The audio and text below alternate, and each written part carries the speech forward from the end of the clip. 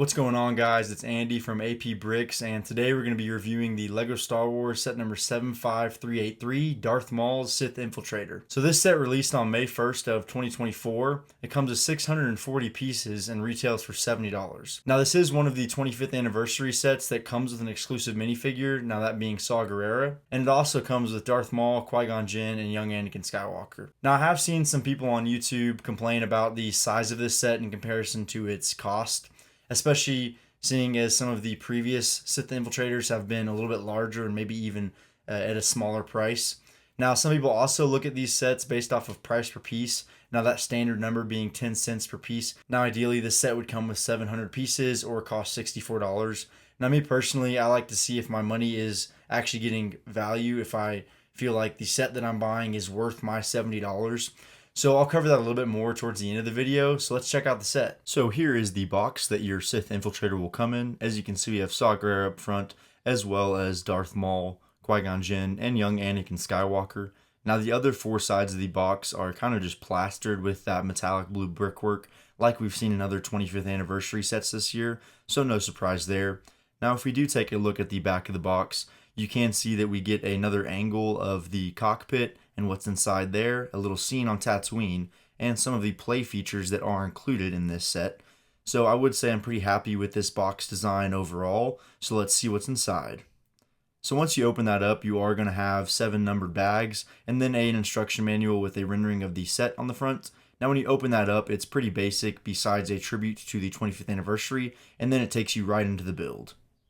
Starting off with our minifigures, we do have Darth Maul. As you can see, he has his double-bladed red lightsaber with a silver hilt.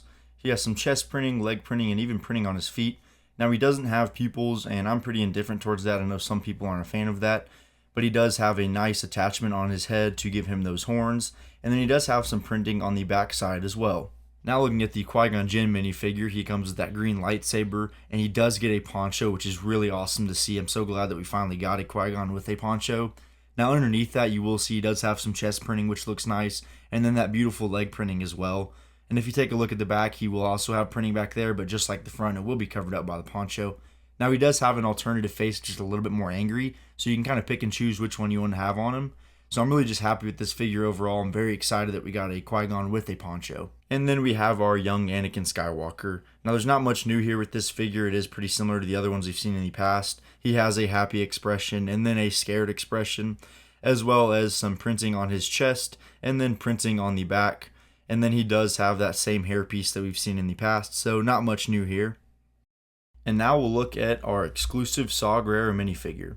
So I'd just like to point out that I'm very glad that they added that different coloration on the printing on the legs to show that he does have a robotic leg. And the same goes for that gray hand because he does have a robotic hand. So I'm very glad that they decided to add that within this figure.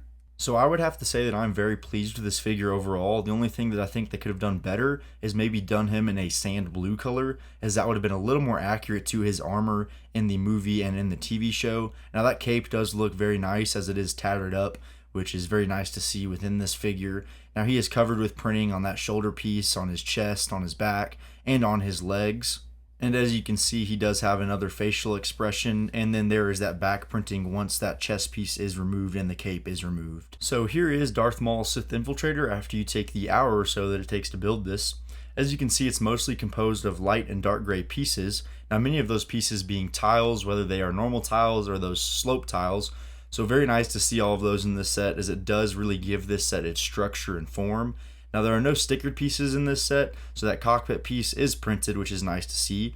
And I will say this is very dense and compact, but overall I'm very pleased with it, and I do think it has a lot of potential as a display set as well.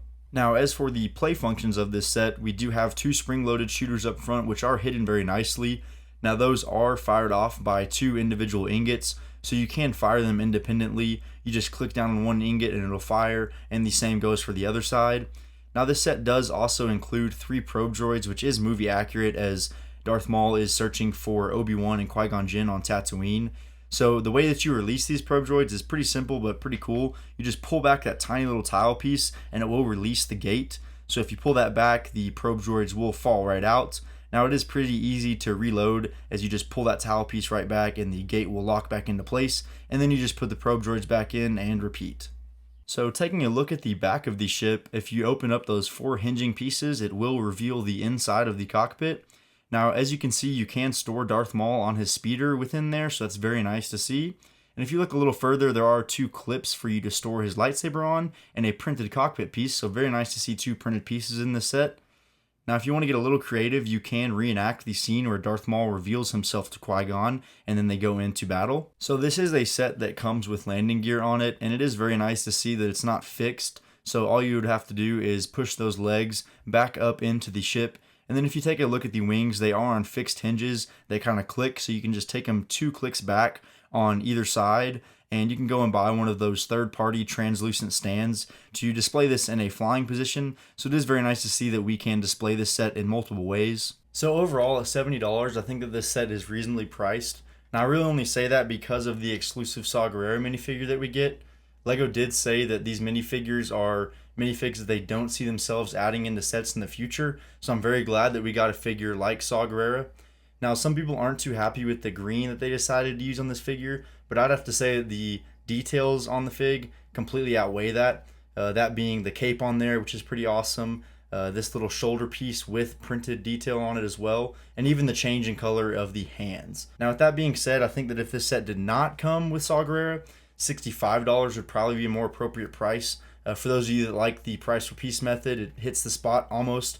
It comes with 3 pretty good looking minifigures. So I think $65 without the Saw Gerrera would probably be where we're at. Now, I would like to say that this set's very similar to the Boarding the Tantive 4 hallway, as it's got a lot of play features with it, with those probe droids, with these little missiles that you can shoot out of it, but it also is a great display piece. I think it's a very crisp and sleek looking build. They've got a lot of great detail with these sloped pieces, with the ingots, no stickers, and this printed piece on there. Also with the posable wings and landing gear. So I think that you could display this in it with it flying if you get a stand for it, or you can display it with it landed. So good display piece, good play piece. That's 2 boxes that you always want to check with the set. So if you enjoyed this video, I've got a lot more LEGO reviews right here.